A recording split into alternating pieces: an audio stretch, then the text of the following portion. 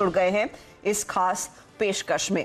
तो रिलायंस की 45वीं एजीएम, बड़े खुलासे हुए हैं अलग अलग बिजनेसेस को लेकर। काफी ज्यादा डिटेल्स आए। हमारे साथ इस विश्लेषण में शामिल हो रहे हैं संदीप होता, राजेश अग्रवाल, शरद अवस्थी और साथ ही साथ आगे सुंदरम म्यूचुअल फंड के सुनील सुब्रमण्यम को भी जोड़ेंगे। लेकिन पहले यतिन के पास चलते हैं जो आपको फटाफट वो हाइलाइट्स देंगे इस एजीएम के, जो दरअसल यहां से आगे स्टॉक को करने वाले हैं ड्राइव। यतिन।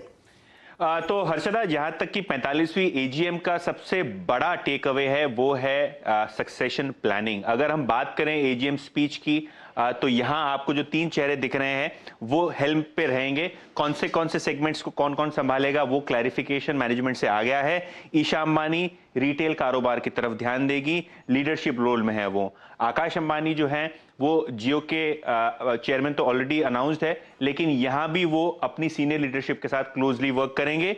और चौथा सबसे इंपॉर्टेंट नाम अनंत अंबानी, जो न्यू एनर्जी कारोबार को नया दिशा देने में सक्षम रहेंगे। तो जहां तक कि तीनों बच्चों का सवाल है, चेयरमैन मुकेश अंबानी साहब ने क्लियर कर दिया है कि इस हिसाब से जो है वो लीडरशिप रोल आगे बढ़ेगी।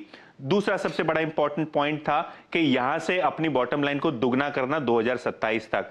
तो कहीं ना कहीं ये जो रिलायंस की वैल्यूएशन को दोगुनी करने का लक्ष्य है 2027 तक, ये भी एक चीज बाजार को पसंद आएगी। लेकिन अब सेगमेंटल चीजों पे ध्यान देंगे, खास करके जियो पे, जहां लगभग 2 लाख करोड़ का केपेक्स अनाउंस किया गया है 5G के लिए। 5G की स्पेसिफिकली बात करें तो कंपनी ने लगभग 1000 शहरों में ऑलरेडी 5G रेडिनेस बताई है। दिवाली तक 5G लॉन्च भी हो जाएगा। जहां तक कि रिलायंस जियो का सवाल है, 5G का जो ऑपरेशन रहेगा वो स्टैंड अलोन बेसिस पे रहेगा, ना कि 4G को वो अपग्रेड करेंगे। 5G का जो पूरा नेटवर्क प्लानिंग है, पूरा लॉन्च प्लानिंग है, वो स्टैंड अलोन एंटिटी में होगा। इसका मतलब ये है कि 5G की सबसे बेहतरीन सेवाएं जियो देने में सक्षम रहेगा।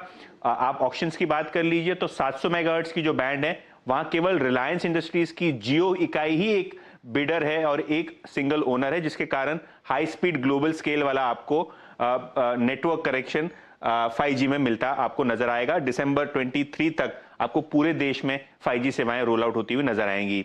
दूसरा इंपॉर्टेंट पहलू है रिटेल। जहां तक कि रिटेल और ग्रीन एनर्जी का सवाल है, यहां अच्छा केपेक्स होता हुआ नजर आएगा। ग्रीन एनर्जी में 75,000 करोड़ का केपेक्स यहां प्लान किया गया है और अपनी बैटरी पैक्स और काफी सारी जीरो नेट कार्बन बनाने की जो घोषणाएं हैं वो भी इस एजीएम में आती हुई नजर आई।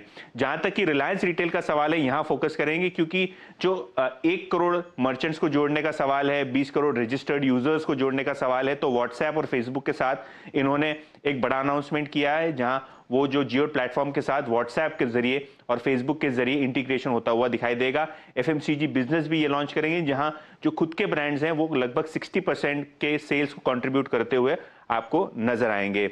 ग्रीन एनर्जी की बात हमने की, रिटेल की बात की, और जहां तक कि O2C का सवाल है, यहां भी पीईटी और पीटीए के प्लांट्स आने वाले हैं आगे चलते हुए, जहां 75,000 करोड़ का केपेक्स ऑलरेडी अनाउंस्ड है।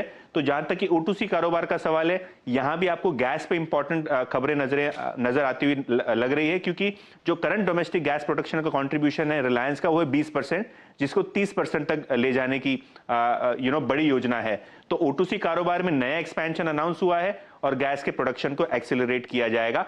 लेकिन हर्षदा, जैसे कि मैं पहले बता रहा था कि जो नेक्स्ट जनरेशन है इनका रोल जो है वो क्लैरिटी के साथ एजीएम में आया है। और दूसरी सबसे इंपॉर्टेंट चीज जो मैंने देखी है वो है 5G, और जो आगे चलने वाले ग्रोथ ड्राइवर्स हैं वो रिटेल और जियो ही रहेंगे।